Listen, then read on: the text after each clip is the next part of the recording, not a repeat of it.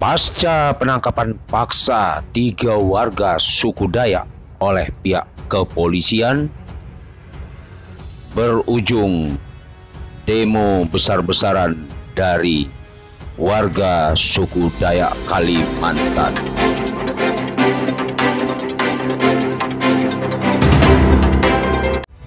Berikut ini Mas Bro, coba kita simak dengan baik apa kata salah seorang wakil dari warga suku Dayak yang merasa tersinggung. Oke, let's check it out. Meremehkan kita, meremehkan Temenggung, meremehkan Dayak. Kami tunggu saudara hadir. Apabila saudara tidak hadir dalam beberapa saat, kami akan pawai ke posko saudara. Ingat, jangan sampai kami marah. Demi harkat dan martabat Dayak. Dayak harus jadi pemimpin dan tuan di tanah sendiri. Katalino, bacuramin Kak Saruka, basaya Kak Julata. Betungkat kadat basa, berpegai ke pengatur perkara. Salam satu darah. Salam satu darah. Salam satu darah. Setelah ini, kita minta para ulu balang penyanang untuk besampang. Kita menuju ke lintas Melawi, supaya perjalanan kita tidak terkendala apapun, berjalan dengan lancar, menjadi dendeng binting, benteng dinding pagar tarias panganas panglicir. Dengan suatu keputusan, suatu berita acara di mana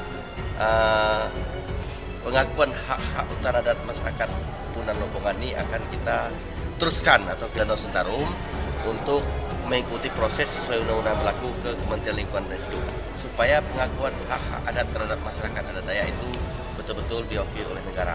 Karena masyarakat adat jauh hari ribuan tahun hadir sebelum adanya penetapan wilayah. Semoga proses ini menjadi pembelajaran sehingga hutan-hutan adat, wilayah-wilayah adat kembalikanlah kepada masyarakat adat. Dengan tegas saya katakan pada video ini, pada hari ini, pada tanggal ini, dan apa yang saya lihat jelas mengusik perasaan, mengusik nostalgia yang telah terjadi di kawasan Kalimantan Tengah maupun Kalimantan Barat. Saya seorang seniman Dayak, bukan siapa-siapa. Saya peringatkan, saya sangat tidak setuju dengan hal-hal yang tidak sesuai dengan falsafah Mak Beta. Usai demo tolak konsesi sawit, tokoh Dayak dijemput paksa. Aliansi Masyarakat Adat Nusantara atau AMAN mengatakan 3 pimpinan masyarakat adat Dayak Modang Longwai di Desa Longbentuk, Kabupaten Kutai Timur, Kalimantan Timur dijemput paksa aparat kepolisian Sabtu 27 Februari. Mereka sebelumnya mengikuti demo menolak konsesi perkebunan kelapa sawit. Pengurus besar AMAN Sinungkarto menjelaskan 3 masyarakat adat tersebut, yaitu Daud Luing, Kepala Adat, Benediktus Beng Lui, Sekretaris Adat, dan Eli Sason, Dewan Adat Daerah Kalimantan Timur. Mereka sebelumnya menerima surat panggilan dari kepolisian karena demonstrasi yang diikuti dinilai mengganggu jalan dan usaha perkebunan. Aksi tersebut bagian dari langkah panjang perjuangan masyarakat dalam menuntut pengembalian wilayah adat mereka, sekitar 4.000 hektar yang dijadikan perkebunan sawit, katanya kepada CNN Indonesia Selasa 2 Maret. Peristiwa ini dijadikan alasan untuk memanggil 3 pimpinan masyarakat yang berujung penangkapan di tengah jalan Tabadia. Melalui rekaman video yang disampaikan Sinung, penangkapan bermula ketika aparat mengadang mobil yang ditumpangi masyarakat adat. Mereka kemudian diminta turun dari mobil dan dibawa ke Polres Kutai Timur. Menurut catatan AMAN, polisi datang dengan belasan mobil dan bersenjata lengkap. Penangkapan sendiri dilakukan karena ketiga masyarakat adat tidak memenuhi panggilan dari pihak kepolisian sebanyak 2 kali. Dalam video tersebut, pihak kepolisian membawa mereka untuk dimintai keterangan sebagai saksi. Namun begitu, Sinung menilai langkah tersebut tak seharusnya dilakukan aparat jika mereka hanya berstatus saksi. Mereka sempat diinapkan 1 malam di Polres Tabadia. Ia pun menduga langkah tersebut ada hubungannya dengan penolakan warga terhadap konsesi sawit milik PT Subur Abadi Wana Agung yang gencar diserukan masyarakat adat sejak 13 tahun lalu. Namun kata dia hingga hari ini, masyarakat adat tidak mendapatkan tanggapan baik dari perusahaan. Sinung menjelaskan Longwai merupakan pusat pemukiman masyarakat suku Dayak yang sudah berdiri sejak 1879. Ada beberapa desa di wilayah tersebut, salah satunya Desa Longbentuk. Pada 2005, PT Sawa memasuki area Desa Longbentuk bermodalkan surat keputusan dari Bupati Kutai Timur yang memberikan hak terhadap 14.350 hektar lahan. Namun masyarakat adat mengklaim ada 4.000 hektar wilayahnya yang ditanami sawit tanpa persetujuan mereka. Masyarakat adat pun berupaya melakukan resolusi bersama dan forum komunikasi untuk menyuarakan penolakan. Namun pada 2008 masyarakat adat digusur dari wilayahnya. Ombudsman RI disebut turut menyurati Bupati Kutai Timur saat itu terkait persoalan ini. Baru pada 2011 manajemen PT Sawa dan Kepala Desa Longbentuk saling bertukar surat. Surat menyurat itu tak berujung pada solusi yang memuaskan bagi masyarakat adat. Mulai 2015 masyarakat adat melakukan serangkaian aksi damai menuntut hak atas tanah yang digusur. Kementerian Lingkungan Hidup dan Kehutanan KLHK sempat terjun langsung ke lokasi untuk menyelesaikan konflik.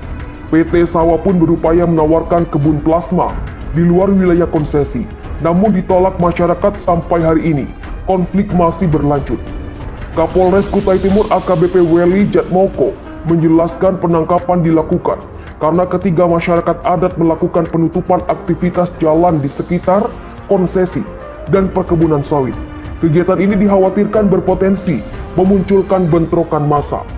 Ia mengatakan banyak masyarakat setempat yang mata pencahariannya berkaitan dengan aktivitas konsesi sawit. Menurutnya penolakan terhadap konsesi sawit hanya disuarakan sebagian masyarakat adat di wilayah itu. Kami pihak kepolisian tidak ada mengkriminalisasi tokoh adat, karena ada masyarakat yang merasa dirugikan dan melaporkan ke pihak kepolisian. Tuturnya kepada cnnindonesia.com.